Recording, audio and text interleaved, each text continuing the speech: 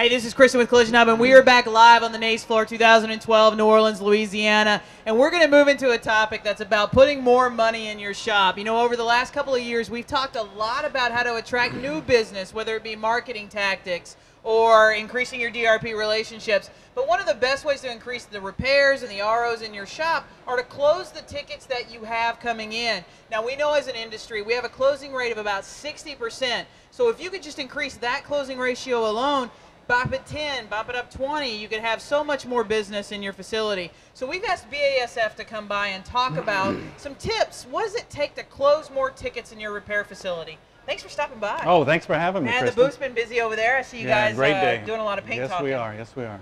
So when we talk about open tickets or unclosed orders or estimates, what are some examples of that shops may not be thinking about? Well, you know, and I think we need to step back and look at the industry. It's changed today. We still want to look at it as a service provider, and we do provide a great service, but we're now in a sales role. We need to take that approach, and we need to kind of step back and reconsider how we're doing business today. So we're missing that opportunity because we're not properly selling the customer. Yeah, I think when I ask shops a lot of times when we're talking about their marketing, I ask them, what do you do? And they go, well, I provide a service. And they forget that there's 5 other people in town doing that same service. Correct. So where's that customer differentiation and why I'm going to choose them over somebody else? Right. So what are some things that are kind of left open, things that shops aren't looking at and closing that are maybe they're not even thinking about as they're not even thinking about that as an open estimate? Well, you know, I think there's a lot of opportunity to upsell. You know, we call upsell. And I think it all really starts with a pre-inspection form. A lot of shops use them, but a lot of shops don't use them today. And that's a great opportunity to identify areas that we could upsell. Small damage repair, we call small damage repair. Dentless or paintless dent repair is a great opportunity. We have a product where we can actually spot in or do a touch-up. So there's a lot of areas of opportunity that we're just overlooking today. Right. We've got a lot of times, I work with a lot of shops that are running either assigned drive-ins or there's a non-assigned drive-in. Maybe there's an adjuster from a particular insurance company working their shop that day. They're going to have 15, 20 people come in and out, or they're doing a drive-by or a walk-in estimate, and those aren't converting to repairs for them, and you know the why and the what-ifs there.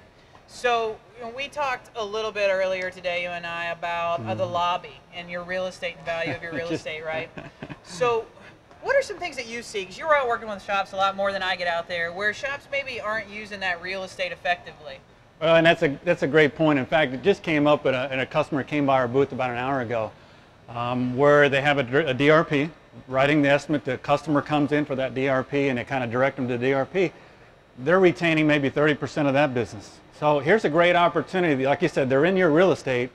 At least introduce yourself to that customer, be cordial to that customer, and explain to them the different opportunities or the different services that you provide. They're missing that opportunity. Now, I know with BASF you help shops a lot with that, about the materials and packaging and what's there. And sometimes I get a lot of shops tell me, yeah, Kristen, but the adjuster gets really nervous about how much we talk to what they consider their customer. But you guys have some samples and some brochures and things that you help shops with that let them communicate with the customer that doesn't involve let me tell you about my shop kind of thing. And it's a great point, and I'm a visual guy, so I like to really promote visual products that we have. And we have, if you don't mind, BASF offers a marketing brochure. If you're using our product, we have this available. If you're not using a BASF product, I would really encourage you to develop something maybe through a PowerPoint program. But well, you have a customer in your facility, whether you're writing an estimate, here's a great opportunity to kind of pre-sell the customer. You can list all of the equipment that you have available, the services that we provide, a computerized estimating, laser estimating. We have a computerized paint mixing. So again, the services and the value added that we offer, give the customer an opportunity to read that and sell your business. So. Right, give them something to flip through in your lobby that's not. I get so frustrated. I visit shops. They tell me they have a closing ratio problem, and I'm like, well, let's talk about it. Let me just sit in your lobby for a day, and we'll see where you go with that. And I see the lobby, and I've got 6 issues of fender bender and ABRN and body shop business from last year. Right. And you know, I don't think our customers really care about reading our magazines, and we forget that that's a sales. They're going to be sitting there waiting for that opportunity. You know, while they're waiting on that estimate, man, let's sell them something. Let's give them something to read that's for our business. Now, one of the things we don't do very well is we get in that service mentality. We also get in the overload mentality because most repairs, everybody in that shop's wearing 12 hats. They're the floor guy, they're the bathroom guy, they're the technician, they're the painter, they're the customer service rep. We don't do a really good job of spending time with the customer.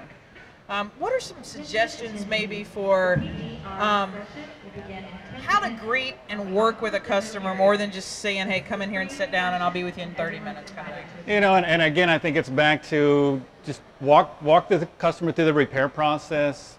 Ask the customer questions about what's your service expectation, what do you need done on your car, and what's the time frame. Again, it's just ask open-ended questions, build a relationship, and explain to them the level of service that you're going to provide to that customer. So. Right, it's really all about engaging them. And when we make a purchase decision these days as consumers, we make those decisions around products that we engage and that we resonate with. And I can choose 5 different kinds of soda and even 12 different kinds of water if I go, you know, how can you differentiate water? Right. But there are people doing it effectively with brands, and that's something that we got to think about as a repairer. We are a brand now, we're not a service, and we got to make sure that we're doing stuff and use our real estate wisely.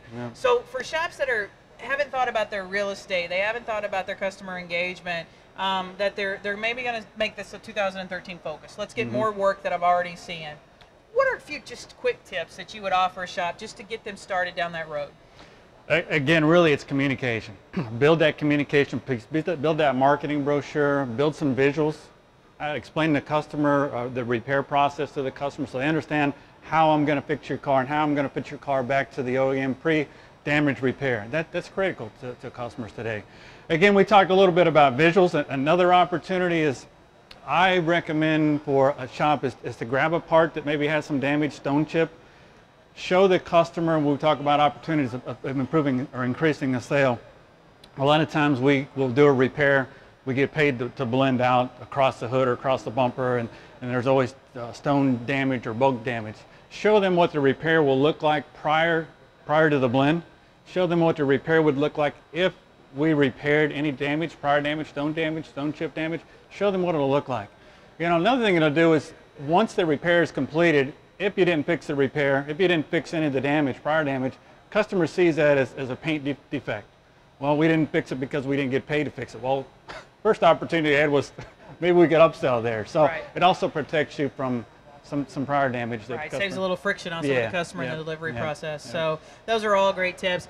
But if you get some time, go and visit the BASF website. If you are here with us at Nace, go by and see their booth. They've got some samples of those brochures and the visuals that they suggest that you have in the shop.